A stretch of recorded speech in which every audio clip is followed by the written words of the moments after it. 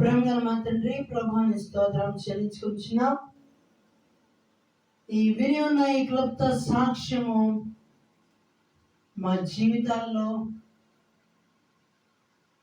మిమ్మల్ని నమ్ముకున్న వారిని, మిమ్మల్ని ఆశ్రయించిన వారిని ఏ మేలు కొదువు ఉండదని వాగ్దానం ద్వారా ఈ విన్న సాక్ష్యమును బట్టి మీరు ఇచ్చిన మాటను అక్షరాలు నెరవేరుస్తున్న దేవానికి వందనాలు. ఎందరో ఉద్యోగములు లేక,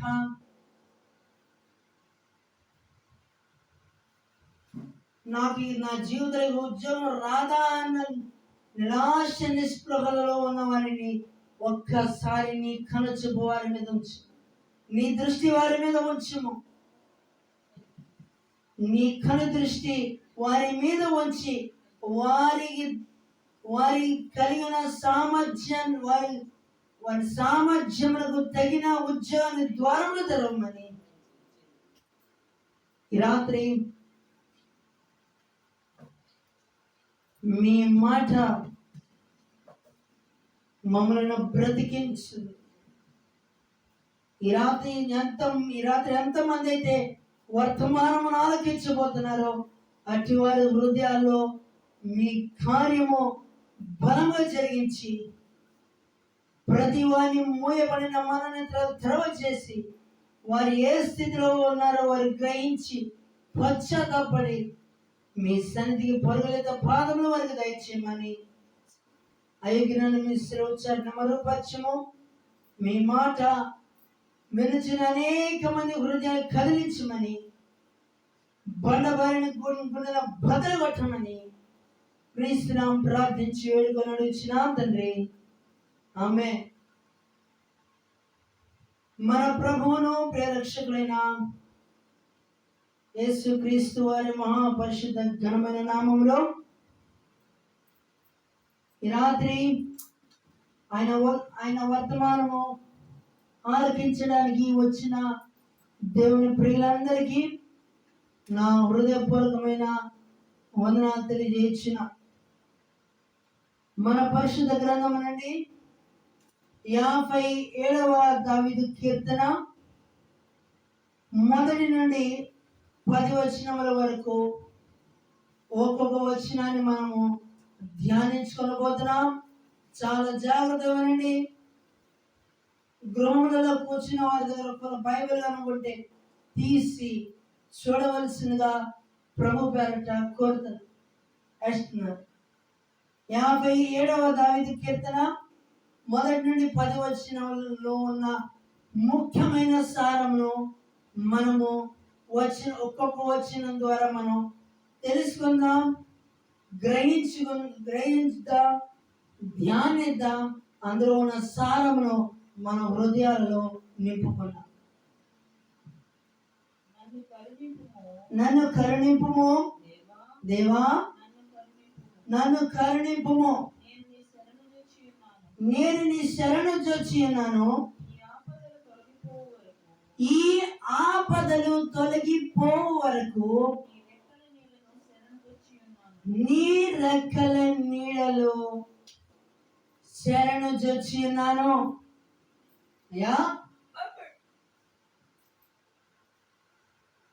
నీ కనికరము నా మీద ఉంచు.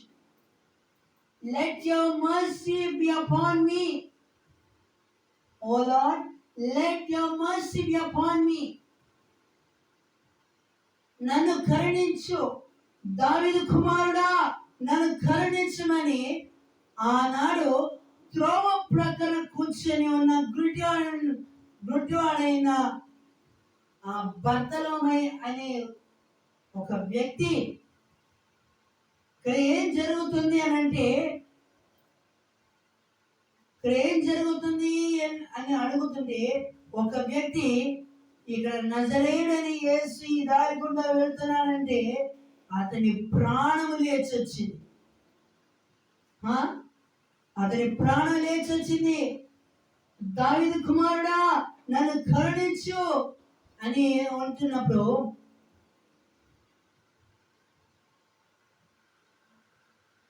ముందుకు సాగుతున్న ప్రభువారు ఆగి వెనక్కి తిరిగి నేను నీకు ఏమి చేయాలి అని ప్రభువారు అడిగినప్పుడు నాకు చూపు కావాలి అని. అయితే చూడు, నీ విశ్వాసమే నిన్ను స్వస్థపరుస్తుంది అని ప్రభువారు అన్న మాట ఆ దినమున అతడు చూపు వల్ల దృష్టి పొందాడు. అందుకని దావీదు కుమారుడా నన్ను దాటిపోగయా, నజరేతు వాడా నన్ను విడచిపోగయా, దావీదు కుమారుడా నన్ను దాటిపోగయా, నజరేతు వాడా నన్ను విడచిపోకయా, నజరేతు వాడా నన్ను విడచిపోకయా, నీవు తప్ప నాకు లోకంలో ఎవరున్నారయ్యా, నీవు తప్ప నాకు, నేను తప్ప ఉంటది, నీవు తప్ప నాకు ఈ లోకంలో ఎవరున్నారు ప్రభా, నీకు తప్ప నాకు నా హృదయంలో చోటు ఎవరికి ఉంటుంది, నీకే కదా అని ఆనాడు పుట్టినప్పటి నుండి గుడ్డివాడిగా ఉన్న ఆ వ్యక్తిని బాగు చేసిన దేవుడు ఈ రోజున దేవుని వాక్యములో దాగి ఉన్న ఆ సత్యాన్ని, అందులో ఉన్న సారమును గ్రహించక హృదయాన్ని కఠినపరుచుకొని ఈ లోకంలో ఉన్నదంత శాశ్వతం అనుకుంటున్న వారిలో అనేకులు, 100% అనేకులు ఆత్మీయంగా గుడ్డితనంలో బ్రతుకుతూ ఉన్నారు. అవునా అవునా కదండి? ఆత్మీయ జీవితంలో గుడ్డితనంలో ఈ రోజు అనేకులు బ్రతుకుతున్నారు.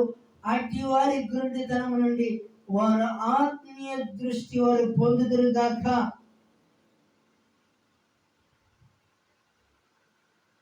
ఏ సందర్భంలో నన్ను కరుణించుము అని అంటారండి? ఏ సందర్భంలో? మనం ఆపదలో ఉన్నప్పుడు,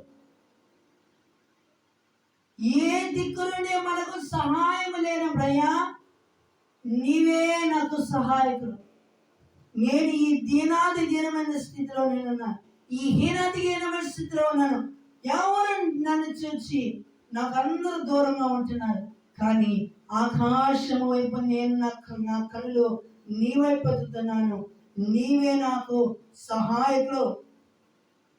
దేవుని స్తోత్రం, హల్లెలూయా.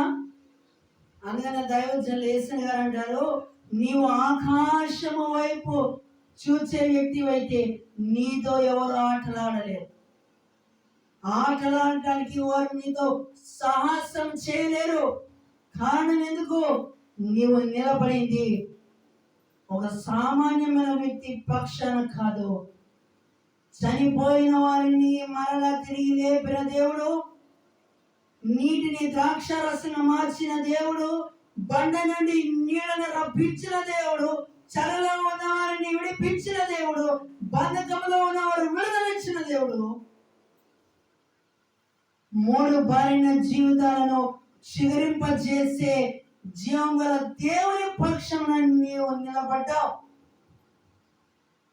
ఆయన పక్షంలో నిలబడినప్పుడు ఎంత శత్రుదండు నీ మీదకి దండెత్తి వచ్చినా, శత్రువుల గుంపు నీ చుట్టూ మోహరించిన,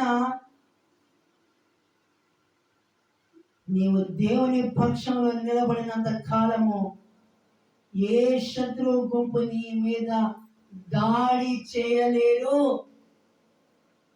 ఆమేన్.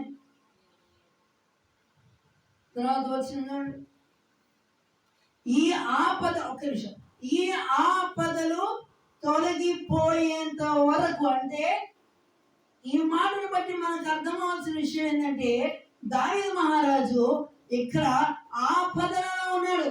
అందుకని గమనించారా, నన్ను కరుణింపుము అని అన్నాడు. అర్థమైందండి? కృంగిపోయేంత వరకు. అంటే ఇక్కడ గమనించాల్సిన విషయం ఏంటంటే, ఆపదలలో ఉన్న, శ్రమలలో ఉన్న, కృంగిపోతున్న పరిస్థితిలో ఉన్న, ఎట్లాంటి పరిస్థితిలో ఉన్నా దావీదు మహారాజు అతని కన్నులు దేవుని వైపు ఉంచాడు. దేవుని దగ్గర నుండి సహాయం పొందుకున్నాడు. శత్రు దండును తరిమి కొట్టగలిగాడు. ఆమేన్. అరే, పిల్లాడుగా ఉన్నప్పుడే గొలియాతునే పడగొట్టాడు. కానీ దావీదుకున్నంత ధైర్యము, విశ్వాసం, నిరీక్షణ మన జీవితాల్లో ఉన్నాయా? దావీదు అంటాడు గొలియాతుతో, నీవు కత్తితోనూ ఈటతోనూ బళ్ళెముతో నీవు నా మీదకి వస్తున్నావు, నేను సైన్యములకు అధిపతిగా యెహోవా పేరట నేను వస్తున్నాను అని గొలియాతుతో అన్నప్పుడు, నీ దేవుడు బలహీనుడు అని అన్నాడు గొలియాతు. దావీదు గొలియాతుని పడగొట్టిన తర్వాత ఏ కత్తితో, ఏ ఖడ్గముతో అయితే దావీదును చంపాలనుకున్నాడో ఆ ఖడ్గముతో గొలియాతు తలను శిరచ్ఛేదనం చేసిన బలవంతుడు దావీదు. ఈ రోజున మనం ఎట్లాంటి దేవుని మనం ఆరాధిస్తున్నాం? మనం ఎట్లాంటి దేవుడిని ఆరాధిస్తున్నాం? ఒక బలహీనుడైన దేవుడినా?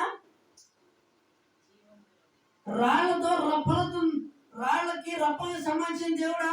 కాదు. ఆయన మాట్లాడే దేవుడు, ఆయన సజీవుడైన దేవుడు. నీవు కనులు మూసి నీ మనసులో ఉన్న బాధంతా నీవు ఆయన సన్నిధిలో నీవు కుమ్మరిస్తే ఆయన నీ ప్రక్కనే నిలబడి నీ హృదయంలో ఉన్న వేదనను, దుఃఖమును తొలగించే దేవుడు.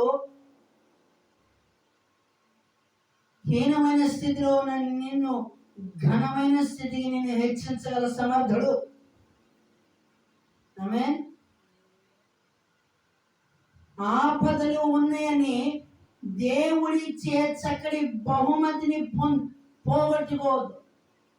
ఈ ఆపదలు, శ్రమలు, నిందలు మనలను దేవునికి సమీపంగా చేర్చి ఆయన స్వరూపంలోకి మార్చడానికి దేవుడు ఈ లోకంలో శ్రమలు ఇవన్నీ వీటికి అనుమతిస్తారు. నా ప్రేమ సోదరులారా గమనించి, మనలో విశ్వాసము పరిమాణము ఎంత మటుకుందో పరీక్షించడానికి దేవుడు శ్రమలను అనుమతిస్తాడు. తర్వాత వచ్చి మహోన్నతుడైన దేవునికి నా కార్యము సఫలము చేయు దేవునికి ఎవరికి మొరపెడుతున్నానంటండి? ఎవరికి? నా కార్యము సఫలము చేయు దేవునికి మొరపెడుతున్నాను. 116 దావీదు కీర్తన 11 వచనం చూడండి ఒకసారి. 116 దావీదు కీర్తన 11 వచనం.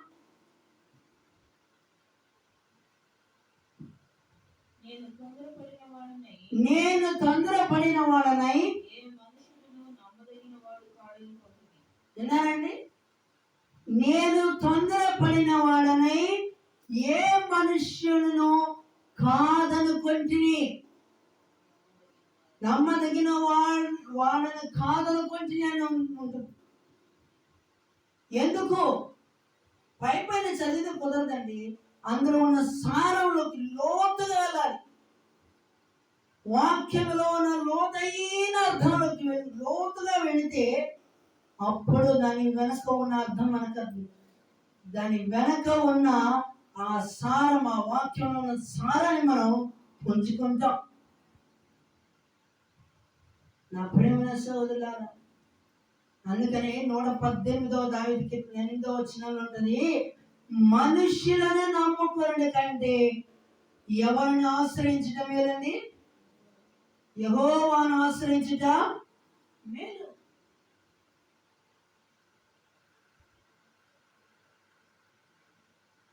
నా ప్రేమను సోదరులను గమనించి, మనుషులు కొంతకాలమే ఉంటారు, కానీ ఆయన కృప ఈ యుగ సమాప్తి వరకు మనకు సదాకాలము మనకు తోడుగా ఉంటుంది.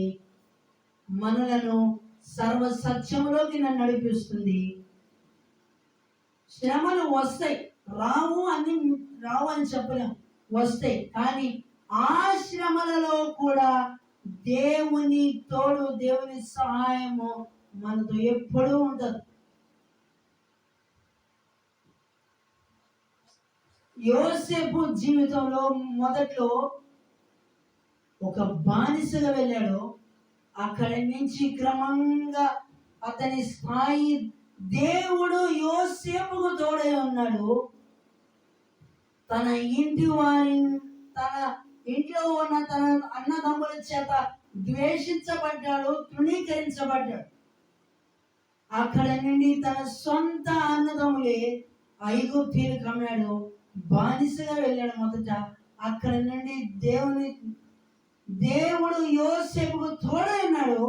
అక్కడి నుండి అతనికి బాధ్యత పెరుగుతూ వచ్చింది. చివరికి దేవుడు యోసేపుని ఎంతగా హెచ్చించాడంటే, ఆ దేశానికి అతడు ఆజ్ఞాపిస్తేనే తప్ప ఏ ఒక్కడు అడుగు తీసి ముందు వేయడానికి లేనంత స్థాయికి దేవుడు హెచ్చించాడు. చూసారండి? నా ప్రియమైన సోదరులను గమనించి, ఈ రోజున నువ్వు నీ ఇంటి వారి చేత, నీ స్నేహితుల చేత, నీ బంధువుల చేత తృణీకరించబడుతున్నావా? అవమానపరచబడుతున్నావా? నిందించబడుతున్నావా? దిగులు పడద్దు. నీ నిందకు ప్రతిగా భూదండగా మార్చి దేవుని వైపు చూడు. ఆమేన్. ఎవరి వైపు చూడాలండి? నిందకు ప్రతిగా భూదండగా మార్చే దేవుని వైపు చూడు. తగిన సహాయం దేవుడు నీ విషయంలో, ఆయన న్యాయము జరిగించగల దేవుడు.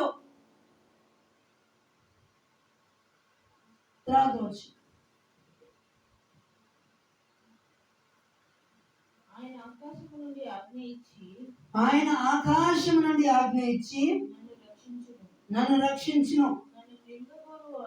నన్ను మృంగగోరువారు దూషణలు పలుకున్నప్పుడు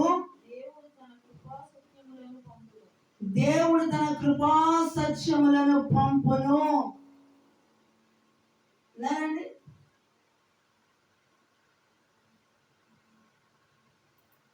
నన్ను మృంగగోరువారు అంటే గమనించండి, ఈనాడు మనుష్యులు సింహాల వంటి స్వభావము కలిగి ఉన్నారు.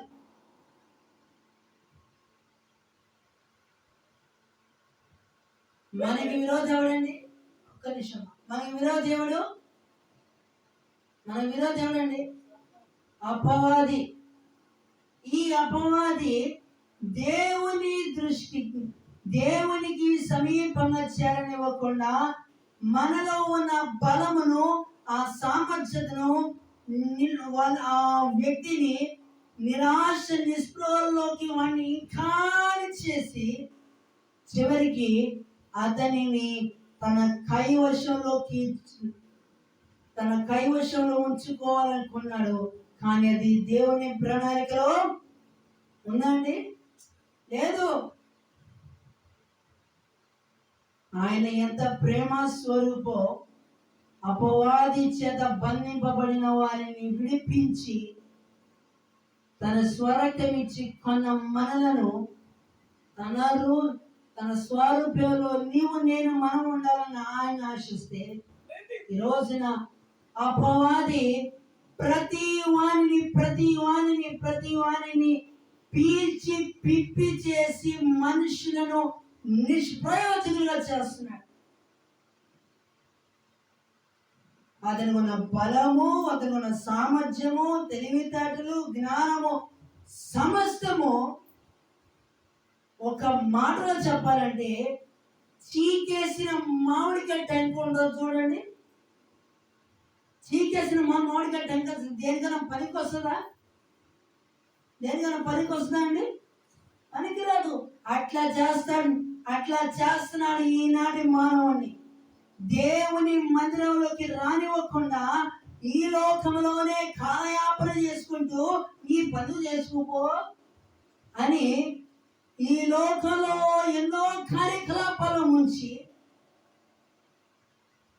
ఈనాడు మానవునికి ఉన్న బలాన్ని, శక్తిని, సామర్థ్యాన్ని వాడు మామిడికాయని టెంకను మామిడికాయలో ఉన్న సారనంతని పీల్చి పిప్పి చేసి ఏమి పనికిరాని మామిడికాయ టెంకలా చేస్తున్నాడు ఈనాడు అపవాది. అవునా? ఒకసారి ఇట్లాగే మామిడికాయ తింటాడు. అరే నాకు కూడా కొద్ది పెట్టరా ఉండరా అండి తింటావు, ఒరే ఖర్చు తొక్కని వరా అంటే ఉండరా అని తింటా ఉన్నాడు. లాగుతావు, ఒరే నా తొక్క నీరా కలిసి గీనమంటే ఉండరా అన్నాడు. ఆ తొక్క అయిపోయింది. టెంక దగ్గరకు వచ్చాడు. ఆ టెంక కూడా చీకుతున్నాడు. ఒరే ఎవరా కలిసి ఆ తొక్కే ఉన్నాయో పోయి కలిసి ఈ టెంక నీరా నేను తింటా ఉండరా అని చెప్పి మొత్తం చీకేసిన తర్వాత ఆ చీకేసిన టెంక తీసుకొచ్చి చేతిలో పెట్టాడు. అర్థమైందండి విషయం?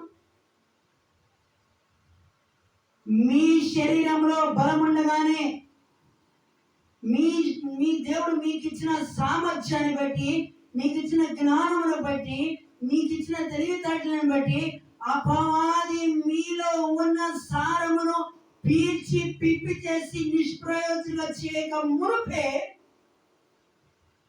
దేవుడు మీకు ఇచ్చిన తలాంతులను మీరు దేవుని కొరకు వాడి చూడండి, ఆశీర్వదించబడతారు. ఆమేన్. నా ప్రేమైన సహోదరులారా గమనించు.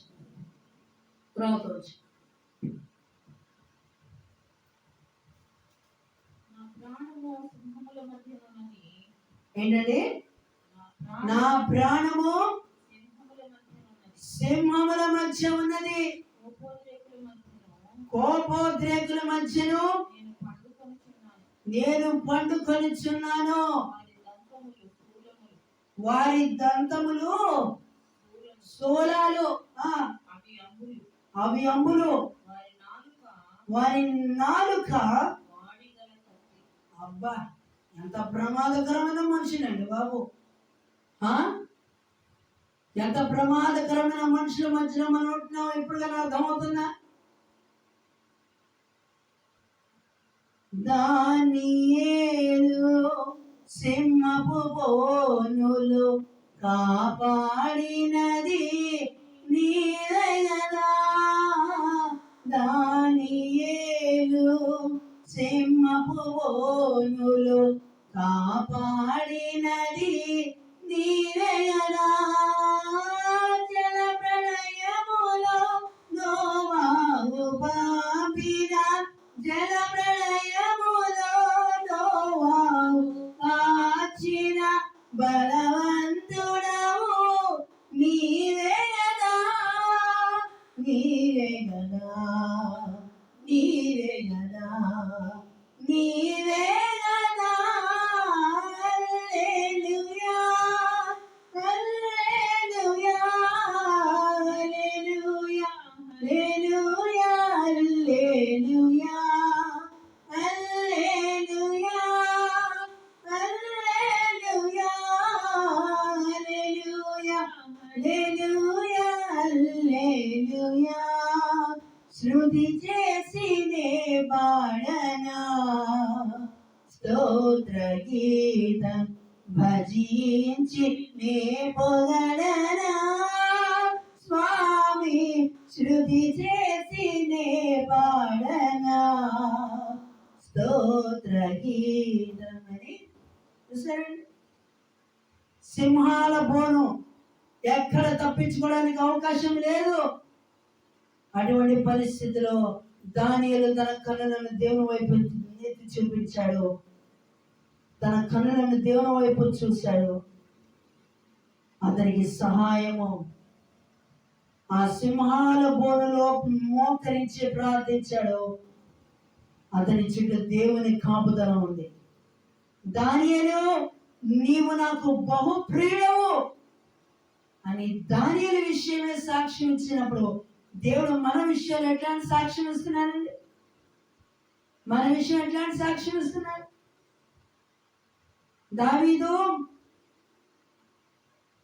దావీదు నా హృదయానుసారుడు అని దావీదు విషయమే దేవుడు సాక్ష్యం ఇచ్చాడు. మోషే నా ఇల్లంతటి నమ్మకస్తుడు, నమ్మకమైన వాడు అని మోషే విషయం సాక్ష్యం. మోషే మిక్కిలి సాత్వికుడు అని మోషే నిమిత్తమై మోషే విషయంలో దేవుడు సాక్ష్యం ఇచ్చాడు. గిద్యోను పరాక్రమం గల బలార్జున, దేవుడు నీకు తోడై ఉన్నాడు అన్నప్పుడు అమోరీల చేతికి అప్పగింపబడిన ఇశ్రాయేల్ జనం ఎక్కడ దాడి చేస్తారని భయపడతారా? గిద్యోనును ఏ అమోరీల చేతులైతే ఇశ్రాయేల్ ప్రజలను అమోరీల చేతికి అప్పగించాడో అదే ఇశ్రాయేలును మహాసైన్యంగా మార్చి ఆ ఇశ్రాయేల్ ప్రజల చేతికి దేవుడు అమోరీలను అప్పగించాడు. దేవునికి మహిమ కలుగుగాక.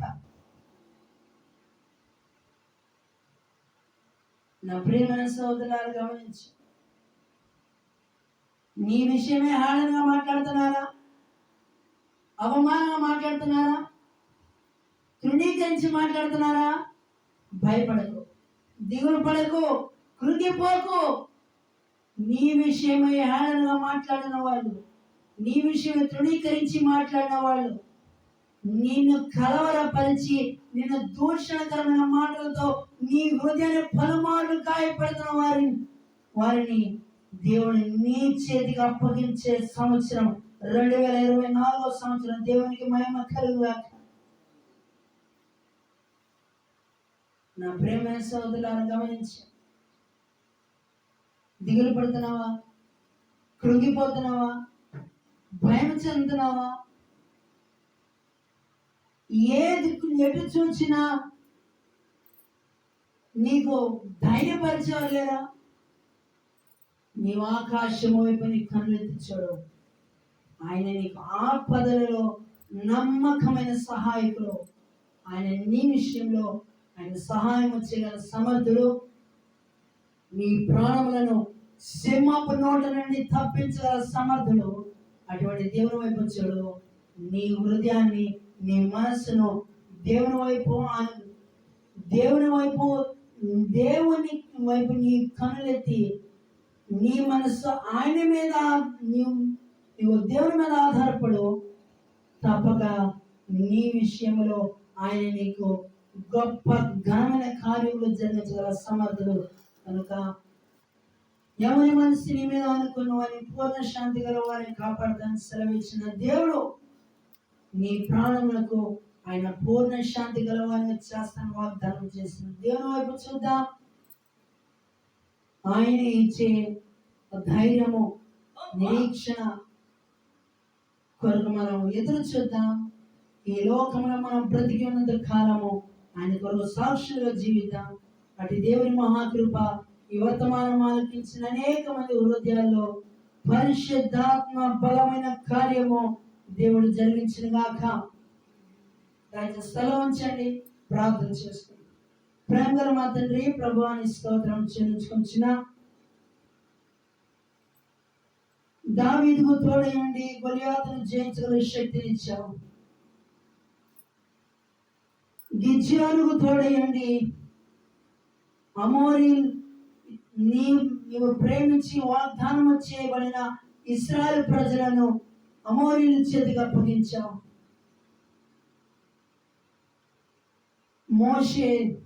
మోషేకు తోడయండి ఐగుప్తీయుల సామ్రాజ్యం నుండి నీవు ప్రేమించి వాగ్దానం చేసిన ఇశ్రాయేలు ప్రజలను బలవంతంగా రప్పించావు. ఇన్ని కార్యములు మేము వినిచిన మేమున్న ఇటువంటి బాధకపు స్థితిలో నుండి మమ్మల్ని విడిపించాల సమర్థులని మేము నమ్మొచ్చిన ఈ రాత్రి ఈ వర్తమానం ఆలోచించిన అనేక మంది హృదయాల్లో మీ బలమైన కార్యము జరిగించి వారి మనోనేత్రములను తెరవచేయమని అయిపోయిన మీ శిరోచాన్ని మరోపరిచి ఇప్పటి వరకు మీరు నన్ను వాడుకుంటున్న విధానమును బట్టి మీకు వందనాలు. వృద్ధులకని విశేషమైన జ్ఞానము నాకు కలదని సెలవిచ్చావు.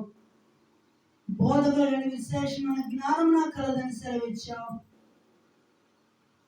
అటు పైన వచ్చు పవిత్రమైన జ్ఞానముతో మమ్మల్ని నింపమని, ఈ లోకంలో ఉన్న ఈ పాపమును అసహించుకొని పరిశుద్ధత కొరకు ప్రాకులనే జయ జీవితం మాకు అనుగ్రహించమని, ఈ వర్తమానం మీద అనేక మంది హృదయాలు ముద్రించమని క్రీస్తునామం ప్రార్థించి వేడుకొని అడుగుచున్నాం తండ్రి. ఆమేన్.